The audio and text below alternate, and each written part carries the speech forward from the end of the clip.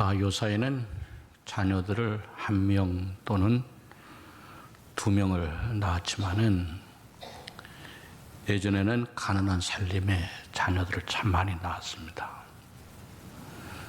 그래서 이 정부가 둘만 낳아 잘 기르자라고 하는 그 산하 제한 광고까지 정부가 나서서 했습니다.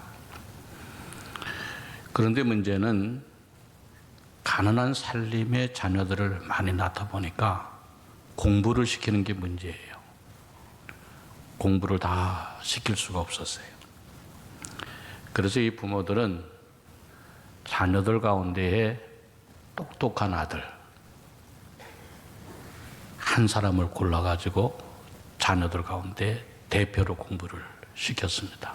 그래서 그 아들이 잘 자라나서 다른 형제들까지 잘 돌보아 주라, 그런 의미에서 자녀 가운데 1명을 택해서 공부를 시킨 부모들이 많이 있습니다. 그 한 사람의 중요성을 부모들은 잘 알고 있었던 거예요. 오늘 성경에도 보면은 한 사람의 중요성에 대하여 말씀하고 있습니다. 한 사람이 순종하지 아니함으로 라고 하는 말은 아담의 불순종, 아담의 범죄를 얘기합니다. 선악과를 따먹지 말라 하시는 하나님의 말씀을 어기고 아담이 선악과를 따먹어 죄를 지었습니다. 또 한 사람이 순종하심으로 많은 사람이 의인이 되리라 그랬습니다. 여기에 한 사람의 순종은 예수님의 순종을 말합니다. 예수님이 십자가에 달려 돌아가심으로써 많은 사람이 의인이 되었다라고 하는 말씀입니다. 여기 되리라라고 하는 말은 예수 그리스도의 십자가의 은혜로 과거와 현재와 미래의 사람들이 의인이 될 수 있다라고 하는 말입니다. 여기서 중요한 것은 한 사람이라고 하는 숫자의 의미가 중요한 것이 아니라 한 사람으로 인하여 많은 사람이 사망에 이를 수도 있고 한 사람으로 인하여 많은 사람이 의인이 될 수도 있다라고 하는 것이 중요한 것입니다. 영국에 오래전에 로버트 모펫이라고 하는 젊은이가 있었는데 이 젊은이가 아프리카 탐험기를 읽고 마음에 감동을 받습니다. 그 아프리카 탐험기에 이런 글이 있었는데, 나는 지금 고원에서 마을들을 내려다본다. 사방에는 오막살이들이 있고 그리고 마을이 있는데 거기에 연기가 피어오르고 있는데 그 모든 집, 모든 마을이 아직까지 예수님에 대하여 한 번도 들어보지 못한 사람들이요 마을이다. 누가 언제 저리로 갈꼬? 라고 하는 글을 읽고 마음의 감동을 받아요. 그것이 마음에 불이 됩니다. 그래서 그는 아프리카에 대한 비전을 품습니다. 아프리카에 가서 영혼들을 구원하리라 라고 하는 마음을 갖게 됩니다. 그래서 결국 그는 1840년에 아프리카 밀림의 한 복판으로 뛰어듭니다. 원주민들의 말을 배워가고 짐승에게 물려가며 야만인들의 습격을 받으며 배고픔에 시달리며 33년 동안 17,600km의 정거를 헤치고 다니면서 하나님의 복음을 전합니다. 1875년 5월 1일 날 그의 시체가 알라리에서라고 하는 마을에서 발견이 되게 되었을 때에 그는 기도하는 자세로 죽었습니다. 그리고 그가 써놓은 일기에는 다음번에 가서 전도할 마을에 대한 계획을 세워 놓아 있는 것을 발견했습니다. 그의 이름이 바로 리빙스턴입니다. 한 사람의 마음에 불을 품었고 한 사람이 복음의 씨앗을 뿌렸고 그로 인하여 오랜 시일에 뒤에 검은 대륙이 수많은 사람들이 수많은 부족들이 복음으로 구원을 받는 역사가 일어난 것입니다. 여러분, 한 사람이 매우 중요한 겁니다. 1645년에 올리버 크로멜이라고 하는 사람은 한 표의 차이로 영국을 다스리는 통치권을 부여받았습니다. 1649년 영국의 찰스 1세는 단 한 표 때문에 처형을 당했습니다. 1776년 미국에서는 단 한 표 때문에 국어를 독일어 대신 영어로 선택을 했습니다. 1868년에 앤드루 존슨 미국 대통령은 단 한 표 때문에 탄핵소추에서 모면하게 되었고 1875년 프랑스는 단 한 표 때문에 왕정에서 공화국으로 바뀔 수가 있었습니다. 1926년 아돌프 시틀러는 단 한 표 때문에 세계의 역사를 바꾸어 놓는 나치당을 장악할 수가 있었습니다. 여러분, 이와 같이 한 표 한 사람이 중요한 것입니다. 그렇기 때문에 하나님께서는 그 한 사람을 찾으시고 한 사람을 통해서 역사를 이루어 가시는 것을 성경은 보여줍니다. 성경을 보면 죄악으로 간영한 땅을 심판하시기 전에 노아라고 하는 한 사람을 선택을 해서 다 멸망시키지 않았습니다. 하나님은 구원의 계획을 이루어 가시기 위해서 아브라함이라고 하는 한 사람을 택하셨습니다. 흉년의 때에 모든 가족과 애굽의 백성들을 위하여 요셉이라고 하는 한 사람을 택하시기도 했습니다.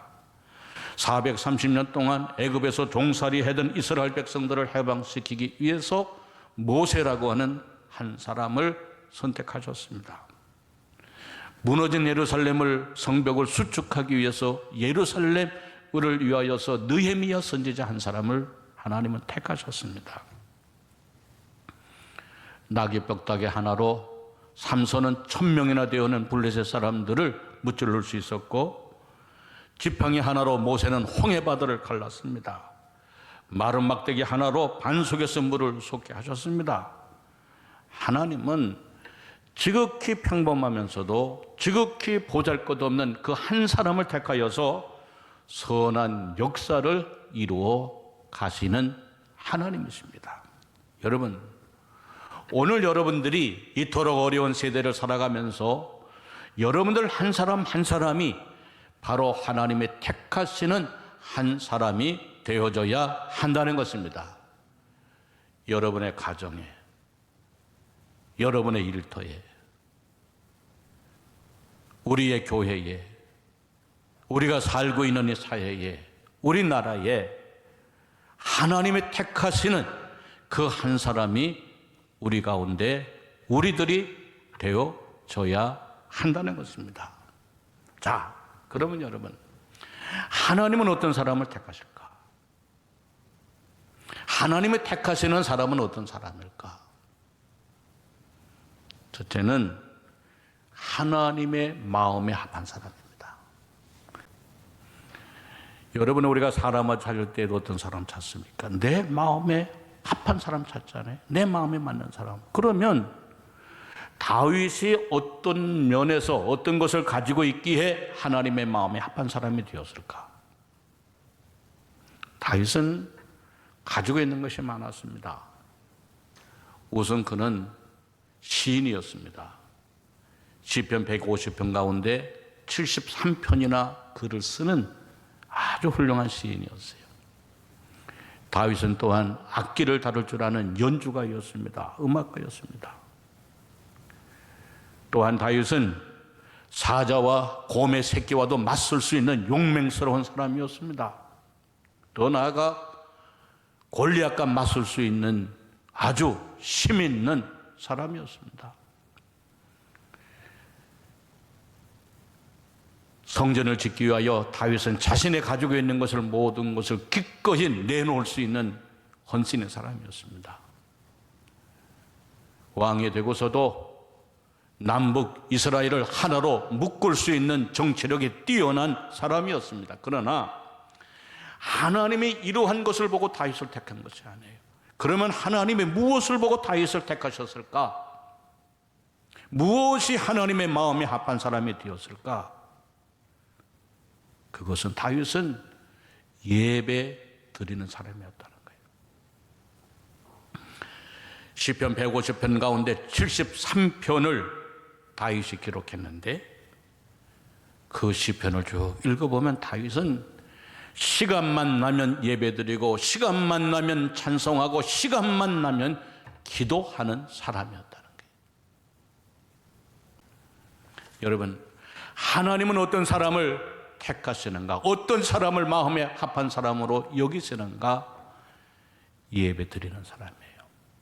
하나님을 찾는 사람, 하나님을 경외하는 사람이에요. 그 하나님이 오늘도 하나님이 그 사람을 찾고 계세요. 그러므로 오늘 여러분들이 하나님께 예배 드리는 것을 가볍게 여기지 마시기 바랍니다. 하나님께 예배 드리는 것을 인색하게 생각하지 마시기를 바랍니다. 예배는 지음받은 인간이 창조주 하나님께, 구원받은 인간이 구원이 하나님께 드릴 수 있는 최고의 경배가 바로 예배입니다.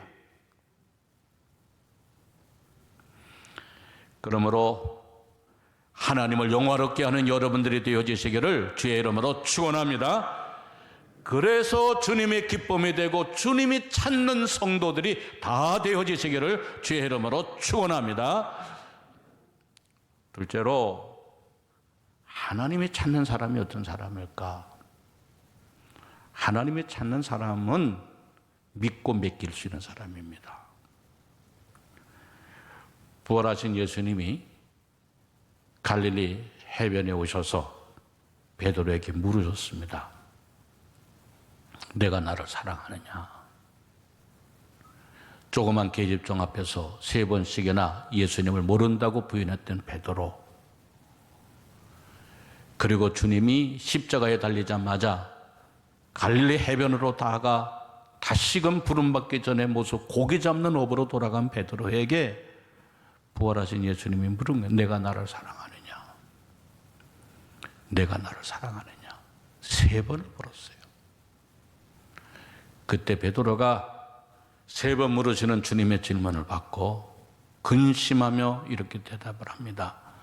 내가 주를 사랑하나이다. 내가 주를 사랑하나이다. 예수님이 찾으시는 사람이 누군가? 주님을 사랑하는 사람. 주님이 사랑하는 사람이 누군가? 믿음의 자리를 지킬 수 있는 사람. 믿음의 자리를 지키는 사람이 누군가? 믿고 맡길 수 있는 사람.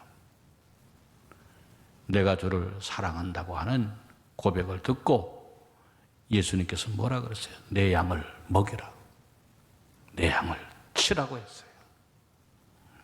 여러분, 주님이 원하시는 사람, 주님이 믿고 맡길 수 있는 사람이라고 하는 게, 끝까지 그 자리를 지키고 주님을 위하여 헌신하고 주님을 사랑하는 사람을 주님은 찾으신다는 거예요. 가끔 유튜브를 통해서 그 짐승들에 대한 얘기 봅니다. 그 가운데 개들의 충성심을 보게 됩니다. 개를 키우던 할머니가 돌아가셨는데 그 할머니가 키우던 개는 할머니의 무덤을 매일같이 찾아가요. 할머니의 무덤을 매일같이 3년 동안이나 찾아가더라고. 눈이 오나 비가 오나 추우나 더우나 꼭 할머니의 무덤을 찾아가서 할머니의 무덤을 바라보며 몇 시간 동안 그 무덤을 쳐다보며 개가 돌아오는 개가 있어요. 또 어떤 개가 보니까 주인을 잃어버렸는데 그 잃어버린 그 자리에 개가 가서 근 1년 가까이를 그 복잡한 개가 주인을 잃어버린 그 자리에 가서 사람들이 가라 그래도 안 가고 사람들이 비켜라도 안 비키고 그 자리에 그대로 앉아있는 개가 있어요. 주인을 기다리며. 여러분, 이것이 바로 우리 사람들에게 감동이 되는 거예요. 주님이 찾으시는 사람이 뭐냐? 누구냐? 주님을 감동시키는 사람, 믿고 맡길 수 있는 사람. 디모데전서 1장 12절에 나를 능하게 하신 그리스도 예수 우리 주께 내가 감사함은 나를 충성되이 여겨 내게 직분을 맡기심이니 그랬어요. 오늘 여러분 주님의 찾는 사람들이 되시기를 바랍니다. 내 믿음, 내 자리, 내 중심을 지키고 주님께서 부르시고 찾는 믿음의 사람들 되어지시기를 주의 이름으로 축원합니다. 세 번째로 주님을 찾으시는 사람이 어떤 사람일까? 의를 행하며 진리를 구하는 이입니다. 예레미야 5장 1절에 너희는 예루살렘 거리로 빨리 다니며 그 넓은 거리에서 찾아보고 알라. 너희가 만일 정의를 행하며 진리를 구하는 자를 한 사람이라도 찾으면 내가 이 성읍을 용서하리라. 누구를 찾는다 그랬어요? 정의를 행하며 진리를 구하는 자를 하나님이 찾으신다. 하나님이 찾으시는 사람이 누구냐? 자신의 의를 행하는 사람이 아니라 진리를 구하며 하나님의 말씀을 행하는 자를 찾으신다 그랬어요. 1902년도 우리나라 1902년도에 한국 기독교의 기념이 될 만한 세 사람이 1902년도에 태어납니다. 누군가 하면은 첫째는 한경직 목사님, 둘째는 손양원 목사님, 셋째는 유관순 열사가 태어납니다. 이분들이 다 1902년도 태어나요. 이 세 사람의 공통점이 뭐냐? 하나님을 사랑하는 사람들이에요. 어떻게 하나님을 사랑했느냐? 하나님의 공의를 행하며 진리를 구하는 사람이었다는 거예요. 어떻게 이분들을 통하여 하나님이 역사하셨느냐? 한경직 목사님을 통해서는 한국 교회가 부흥될 수 있도록 하나님이 사용하셨어요.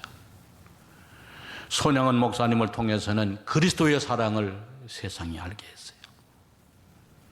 유관순 열사를 통해서는 그리스도인이 나라 사랑, 민족 사랑을 실천하는 것을 보여주었어요. 이들의 공통점이 뭐냐?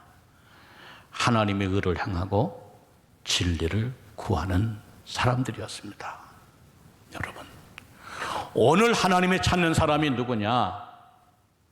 진리를 찾는 사람. 믿음으로 어려워도 힘들어도 살려고 노력하는 사람을 하나님이 찾으신다는 거예요. 여러분, 사람이 찾는 사람이 아니라 하나님이 찾으시는 사람들 되시기를 바랍니다. 진리를 구하고 의를 행하는 사람, 하나님이 오늘도 찾고 계십니다. 여러분들 한 사람 한 사람이 바로 그 하나님이 찾으시는 사람 되어지시기를 주의 이름으로 축원합니다. 네 번째로 하나님이 찾으시는 사람이 누굴까? 기도하는 사람입니다. 여러분, 존 낙스가 스코틀랜드에서 복음을 전할 때에 그때 스코틀랜드의 통치자는 누군가 하면 메리 여왕입니다. 그런데 이 메리 여왕은 가톨릭 신자고 낙스는 개신교죠. 메리 여왕 가톨릭 신자이기 때문에 지독히도 개신교를 미워했습니다. 박해하고 미워하고. 그러자 마지막에는 이 메리 여왕이 개신교 신자들을 다 죽여라 그랬어요. 이게 말이 됩니까? 그 말을 듣고 존 낙스는 자기 서재에 들어가 피를 토하며 기도했어요. 서재의 문을 열어놓고 메리 요항이 살고 있는 왕궁을 바라보면서 하루에 수시간씩 피를 토하며 하나님께 기도해서 하나님이여 스코틀랜드를 내게 주십시오. 아니면 제 생명을 거두가십시오. 라고 기도했어요.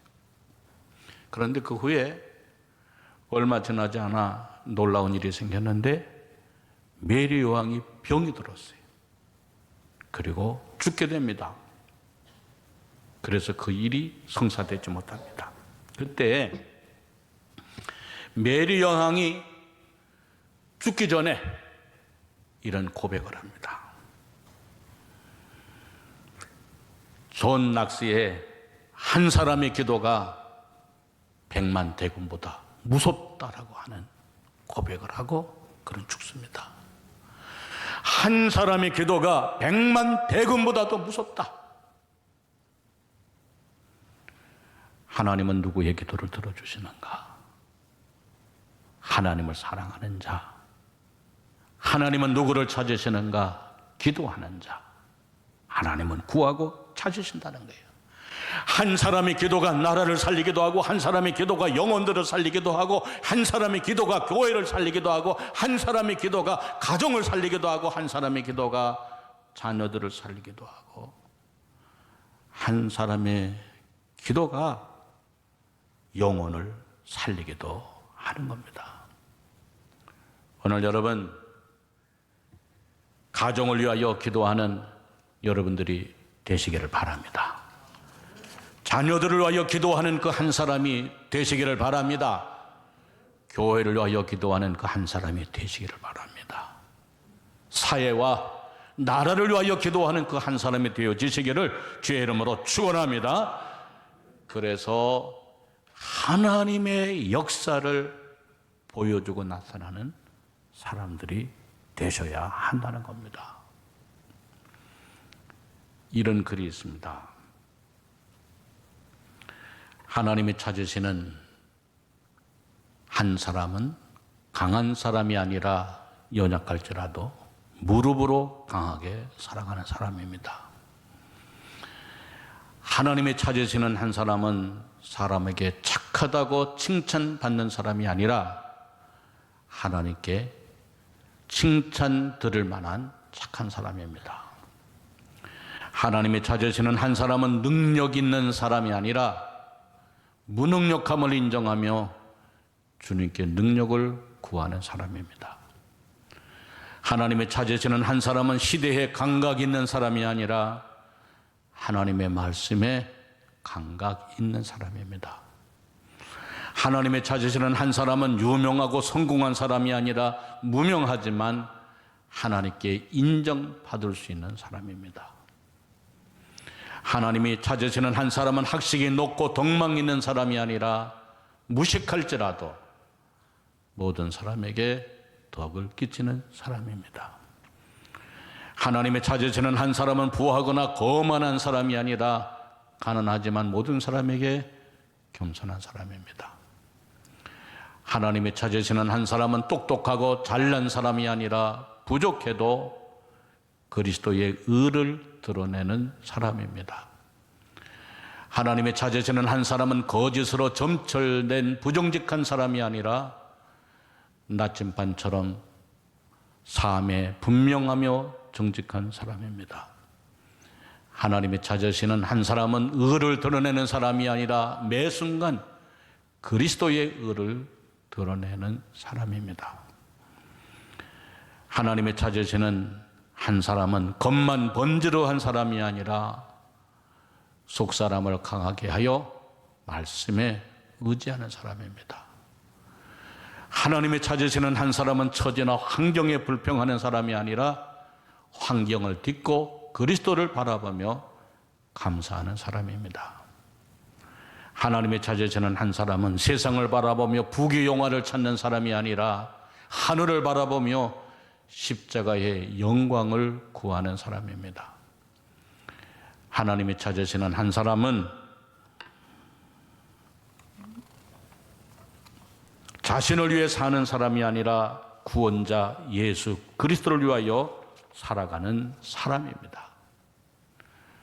하나님은 오늘도 찾으십니다. 공의를 행하며 진리를 찾아 구하는 한 사람을, 바로 그 한 사람이 오늘 나와 당신이기를 바랍니다. 오늘 여러분, 그 사람이 여러분들이 되어지시기를 주의 이름으로 축원합니다.